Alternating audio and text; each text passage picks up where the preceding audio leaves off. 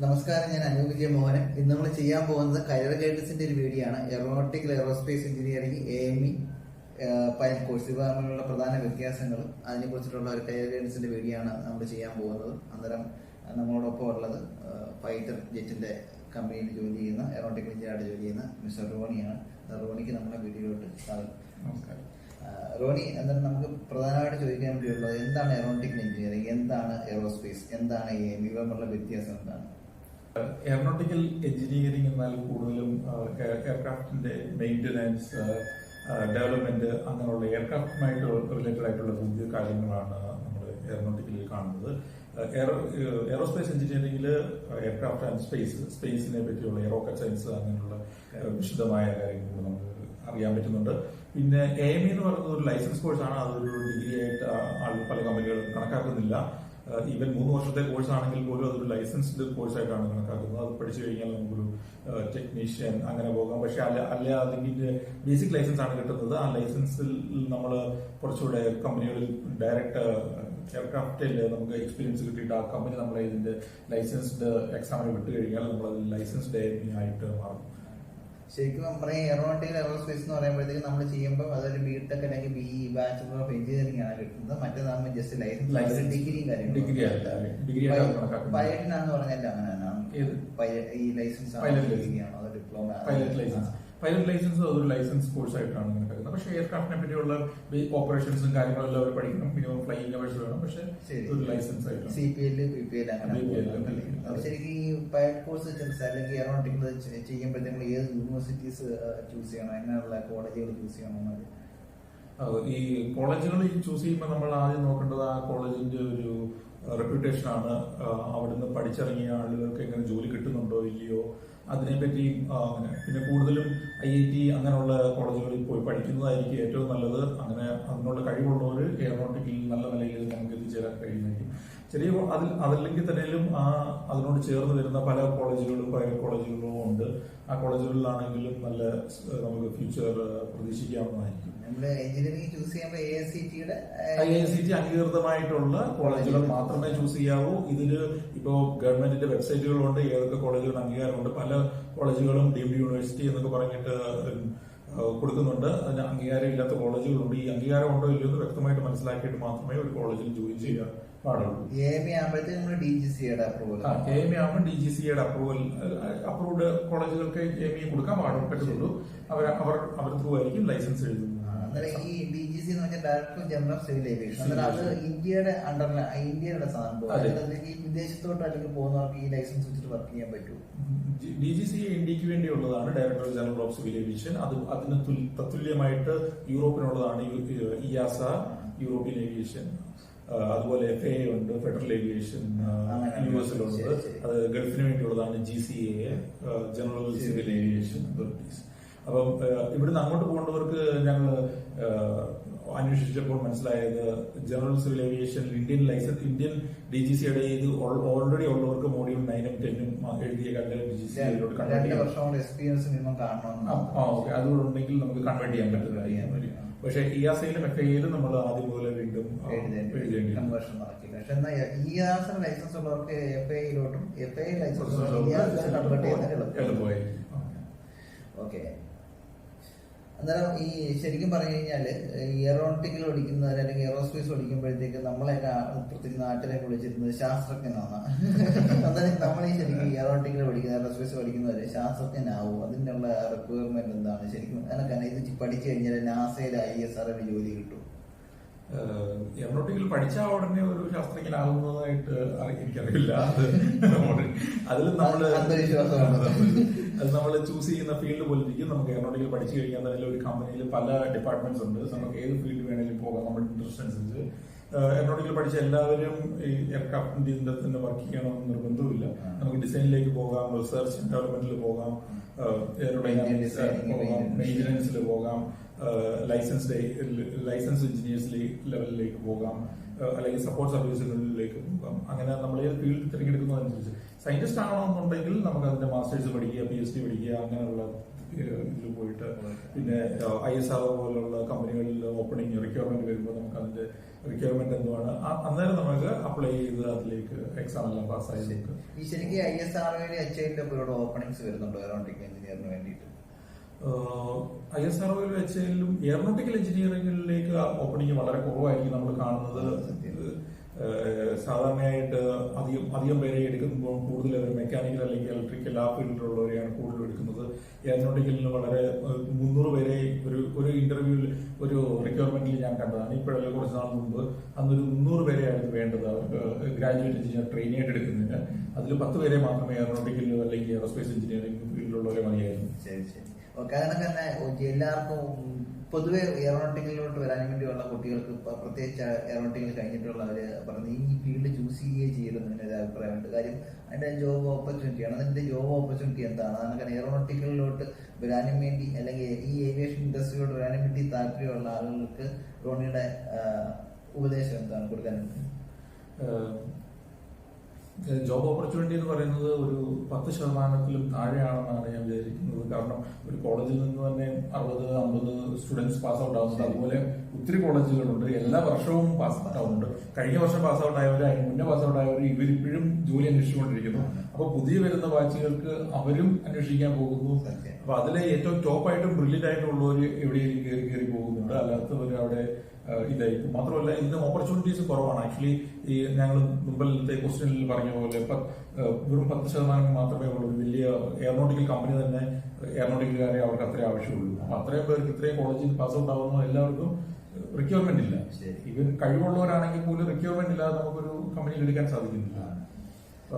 അന്നേരം ശരിക്കും ഞാനൊരു വീഡിയോയിൽ ഇങ്ങനെ കണ്ടിട്ടുണ്ടായിരുന്നു, ഏറ്റവും ബ്രില്യന്റ് ആയിട്ടുള്ള സ്റ്റുഡൻസ് മാത്രം എയറോനോട്ടിക്കൽ അല്ലെങ്കിൽ എയറോസ്പേസ് പഠിച്ചാൽ മതി, അല്ലാതെ ഒരു ആവറേജ് അല്ലെങ്കിൽ എബോ ആവറേജ് സ്റ്റുഡൻസ് ഒന്നും അതിനകത്ത് വരികയെ ചെയ്യരുന്നുകൊണ്ടിൽ ഒരു വിദഗ്ധൻ പറയുന്നതായിട്ട് കണ്ടിട്ടുണ്ട്. അതിനെ കുറിച്ചിട്ടുള്ള അഭിപ്രായം എയറോനോട്ടിക്കൽ പഠിച്ചിട്ടുള്ള ഏറ്റവും എബോ ഹൈ ടോപ്പ് 10 സ്റ്റുഡൻസിലുള്ള 10 പേരാണ് ഈ 10% ജോലി കിട്ടിയുള്ളവർ. അങ്ങനെ പറയാൻ സാധിക്കില്ല.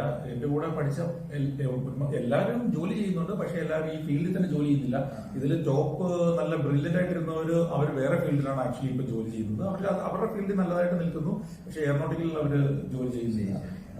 ആവറേജ് ആയിട്ടിരുന്നതോ ബാക്ക് ബെഞ്ചേഴ്സ് ആയിട്ടിരുന്നവരാണ് ഇപ്പം നല്ല ഏവിയേഷനിൽ തന്നെ കോർ എക്സ്പീരിയൻസിൽ ഇരിക്കുന്നതെന്ന് എന്റെ കാര്യത്തിൽ അങ്ങനെ തന്നെ ആയിരുന്നു. ടോപ്പ് ആയിട്ടുള്ള ഒരു വലിയ ഫീൽഡ്, പക്ഷെ പല മേഖലകളിൽ ഒരു വലിയ നിലകളിൽ എത്തിയിട്ടുണ്ട്. പക്ഷെ എന്നാലും ആ ബാക്ക് ബെഞ്ചേഴ്സിനകത്ത് 10 പേരെടുത്താലും ടോപ്പിൽ 10 പേരെടുത്താലും ആ ബാക്ക് ബെഞ്ചേഴ്സിൽ 10 പേരിലാണ് ഞങ്ങൾ ഇപ്പോഴും ഏവിയേഷൻ ഫീൽഡിൽ വർക്ക് ചെയ്തിട്ടുള്ളത്. അത് സത്യമാണ്.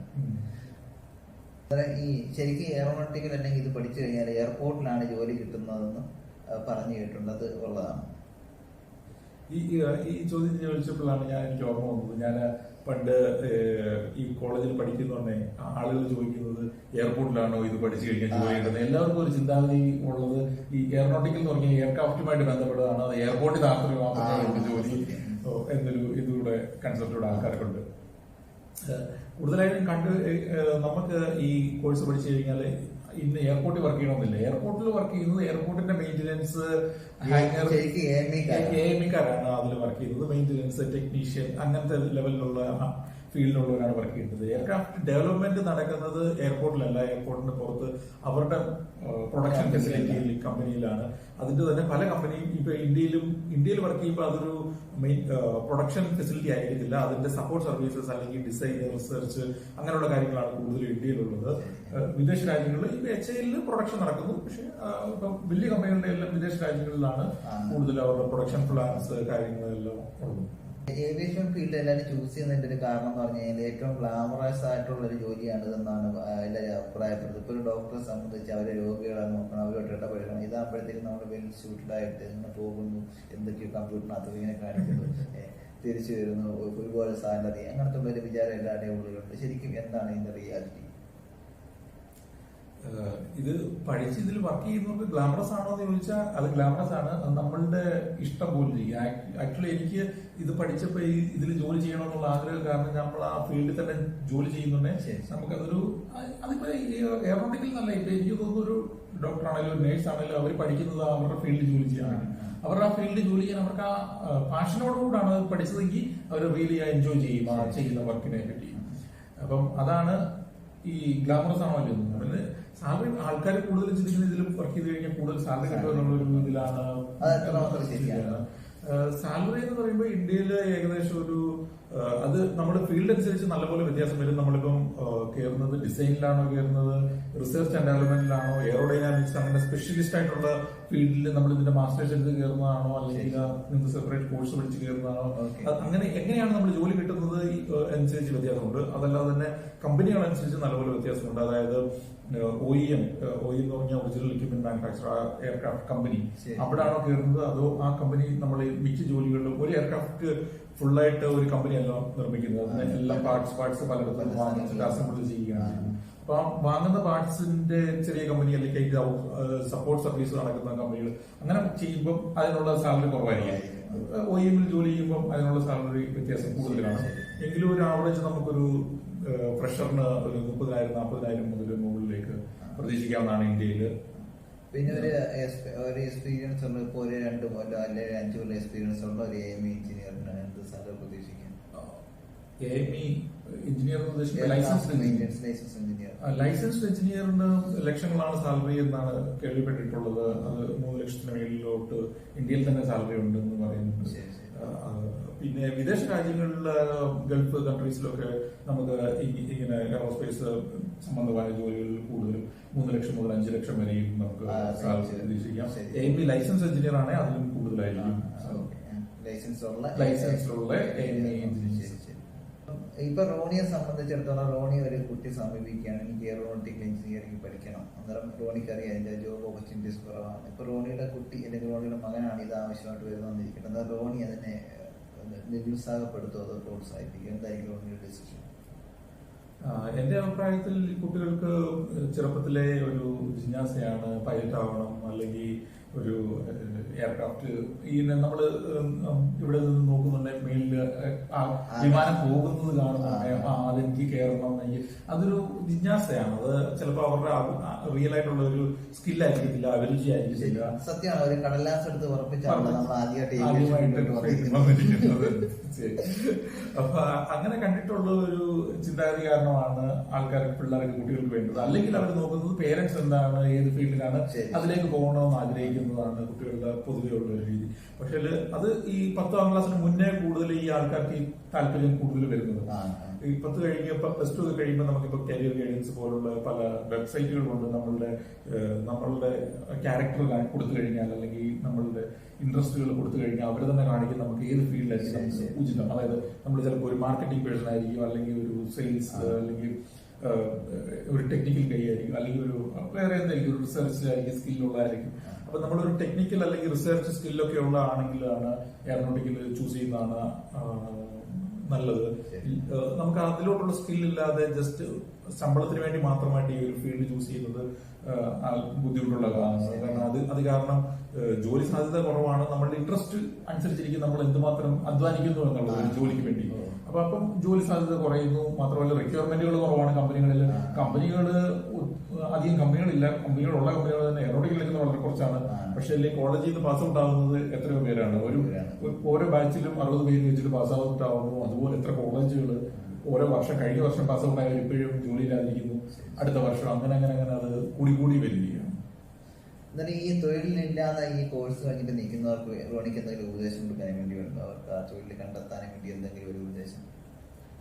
തൊഴിലില്ലാതെ നിൽക്കുന്നവര് വീണ്ടും ഇതിനുവേണ്ടി ട്രൈ ചെയ്യുക, എന്തെങ്കിലും സ്കില്ല് വർദ്ധിപ്പിക്കുന്ന രീതിയിലുള്ള കോഴ്സുകൾ ചെയ്യുക. ഫോർ എക്സാമ്പിൾ ഇന്റേൺഷിപ്പുകൾ പോകുക, അപ്രന്റീസ്ഷിപ്പ് ട്രെയിനിങ് പോവുക, അല്ലെങ്കിൽ തന്നെ കാറ്റയുടെ ഡിസൈനിങ് കോഴ്സ്. ഇത് നമ്മൾ കോളേജിൽ പഠിക്കുമ്പോൾ ചില കോളേജുകളൊന്നും നമ്മളെ കാറ്റയോ അങ്ങനൊന്നും ഇല്ല എന്നാണ്.